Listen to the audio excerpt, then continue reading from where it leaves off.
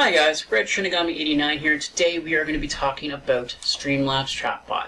Today we're going to be moving on from our last video, which would cover console and manual and setting up your integrations, and we're going to be moving on to the dashboard. The dashboard is something relatively simple if you're already familiar with Twitch interface. If you're not, you may want to brush it up on the Twitch interface, but we'll be going over how to set up the different Twitch interface controls from within the dashboard. So first and foremost is going to be your basic stuff. Your title of your game, and any community you're participating with. So when we look at this, we're going to see dashboard, this is the screen we're on, and then we're going to see an event log. If you click on this, it'll show up all of your different events that happened on your last stream. So for example, new followers, bit donations, so forth. So if I click on it, it'll tell me, okay, so Psychotic Gamer, or Ginger followed, and so forth. And it'll go down a list. The next is going to be your title in game. You have, and then over here is your update and refresh. So for example, if you did something manually on Twitch, but you had this open, you can hit this refresh button and it'll change anything that's on this page. So for example, if I write something here, I didn't mean to make that mistake, refresh, there, pulls what was on Twitch, and you're good to go again. If, for example, you are doing this because you're updating your Twitch, you're ready to go live, and you're going to update something, let's say, the game here, let's just type in something funny, and we'll leave it out, and the game's still Elite Dangerous, you would hit update. Now, of course, you can do the same thing here for your communities, which is something I would recommend any streamer to research and complete. If you're familiar with communities and already have them, great. You should never have to change these unless you've changed the community. So if you quit one thing or another, so for example, if I've ever left the A team, I would remove it from my community. And all you would do here is you would just hit update. Once you have this all completed, you can just hit update once. Now, what you're going to do next is the next thing on this page is going to be the automated hosting. And then it's currently hosting in the next swap. What this is if you're familiar with hosting, the Twitch hosting, you can host people whenever they're online. So for example, I have 5 massive streamers that do not need my help, but for example, let's say I add them to this list. Let's say they're all streaming the same game at the same time. We would probably want to get other view takes. What you can do is you can actually, in the settings, you can add the list of all the different streamers you have. I don't use this because of different things. I'm part of the A team members and they do this for me, but I'll show you how to set it up.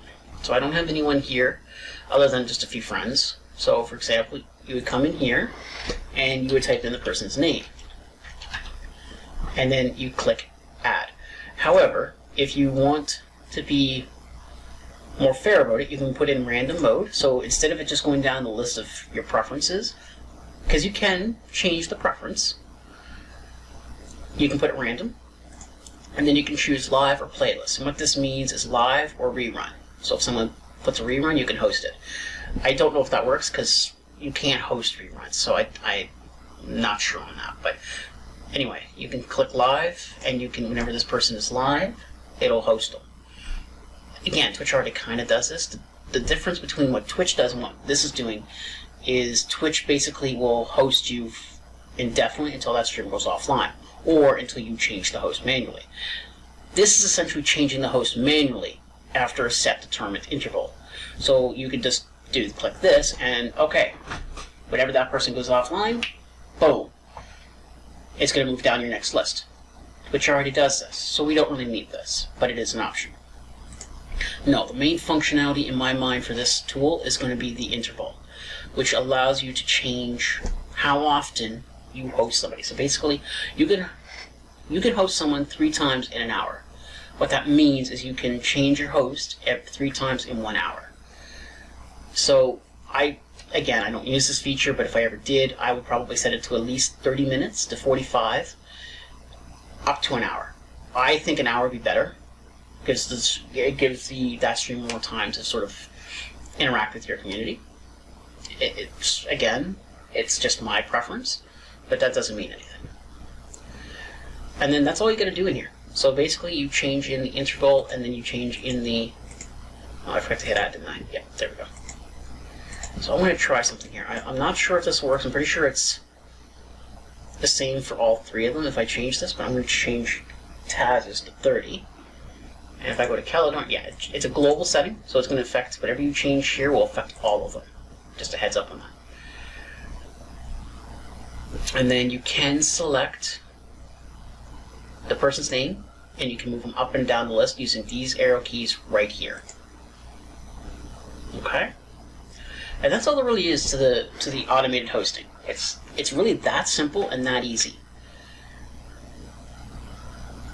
The next thing is probably the most complicated part of this video, and that is the rate assist.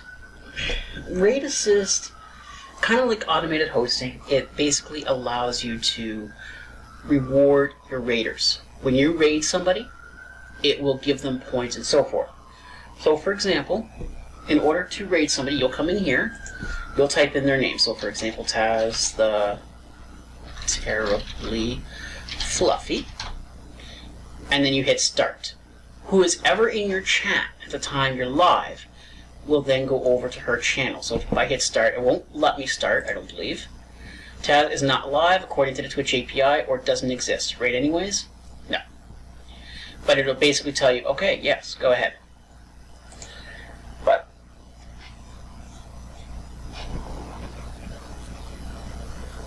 and then if you want to stop the raid, you can click stop, or if you want to abort. So the difference between stop and abort is this. Stop is basically you are already in her channel, you're watching, you're having a good time, but something has come up, you don't want to raid her anymore, she's something bad, I don't know. You hit stop. And that stops the raid. Abort basically cancels it in mid while it's going over. Either way, it's easy to cancel a raid. You can do it from any point. This just makes it into a single point. But this isn't the fun part of the raid assist. It's cool, but it's not the main part. If you go into settings here, what you do is you're going to have a general. You're going to have exclamation point raid, and you're going to have a reward. So the reward is how many points your chatbot can give. And we'll cover currency and points at a later date. But for example, I use Streamlabs currency, and if I wanted to give points, let's say 100 points for every command used, I don't want them spamming the command, so I'd only have them list at one time. And then what you would do, so you have 100 rewards, post links after 60 seconds. Okay, that's probably not a fair, we'll say about 30 seconds. Just to give, some people time to get in there. They can post the link once, because I'm a douche. And from there, auto end reward after so many seconds. Because I don't want them spamming the chat, I got it down to 1, but because I want to make sure all my raiders can get the points, I would probably say 120 seconds. This is 2 minutes. This is plenty of time for anyone to get in there and say their bit. Even if they're AFK for a second, they should be able to get in there in 2 minutes. If not, oh well. That's on them. And then this is instructions. We are about to raid target name, which would be the name we just entered back on that front page. So if we go over here, this is the name it'll be entered. Okay? Go to their channel and just wait. When Red Shinigami says, and then the streaming message, which will be this, paste the following message into their chat. And which you would use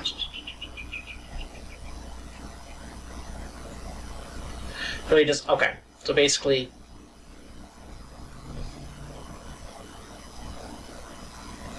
yeah.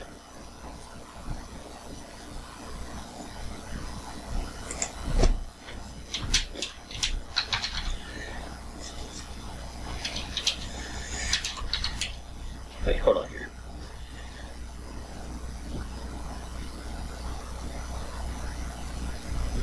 I think you would use the worm. But yeah, basically they would use the command !raid red raid. Again, I think if they use this right here, this is basically what sends the information back to Chatbot. I could be wrong, but I think... No, how it works is you use the raid command, and it works fine that way. I still don't know what worms do, and I'll have to keep researching that, guys. We'll get to that in just a second, though. So going back to this, the starter message. This is the starter message here. So you're going to put, for example, red raid. And what's going to happen is as soon as that message is picked up, they will then be able to put in the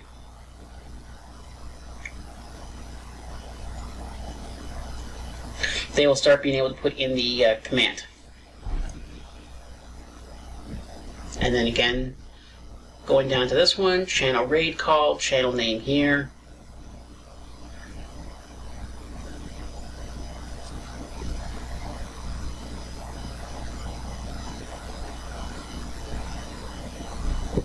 Again, you do the same thing, you put in your name, like you just basically put in.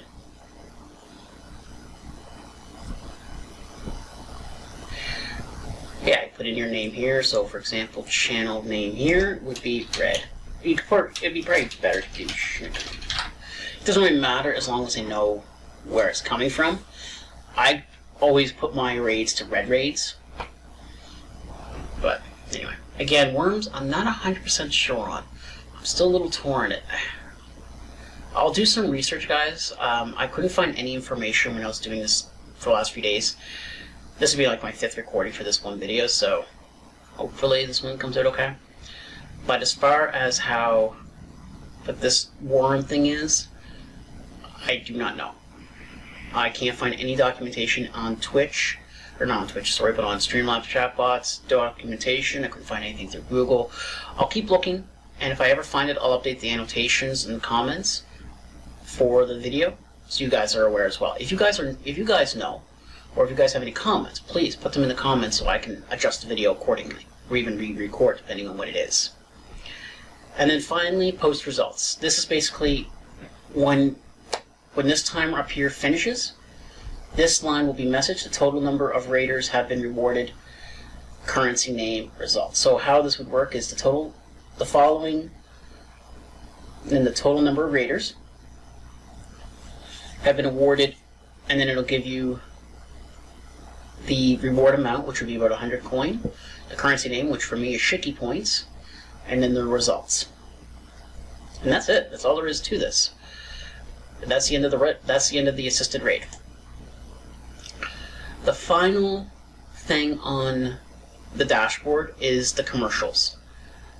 The commercials is going to be grayed out. It's grayed out for me. It'll be grayed out for 90% of you that is watching this video, if pretty much 100, if not all of you.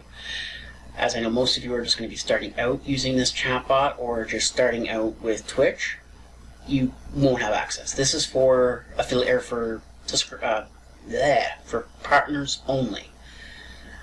Affiliates don't have it. It's additional revenue that Twitch offers that is only available to the partners. So basically all the commercials you watch on Twitch, basically there's a percentage that goes to Twitch and there's a percentage that goes to the partners. The partners have control over what commercials get watched and when, and for how long.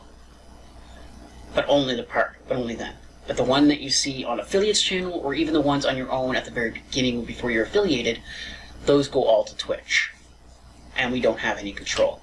Once we become partners, then we can control when the commercials start, how long they go for, and so forth. But I'm not a master of that. I've never played with that because I'm not a partner. But one day, you and I, with my help, and with many others' help, we'll get there. And then finally, I decided we're going to go ahead and talk about subscribers. Subscribers is a very basic, easy page. There isn't much here. It just lists your subscribers and their name, their tier that they've subscribed on, the date that they subscribed on, what tier they subscribed on. Down here is going to show the sub count and the sub points. This is the same count. It always match. And then it'll tell you the tier. Tier 1, 2, 3. Tier 4, 49, tier 9.99, and tier 24.99. And it'll tell you how many subs you have per tier. Just a quick glance overview of your subscribers. You can also, if you have GameWisp integrated, you can hit the swap button up here, and it'll give you all the name of your GameWisp subscribers right here. Same information, name, tier, when they activated, subscribed at, and this up, so forth. I don't have GameWisp, so I'll just put it back to Twitch.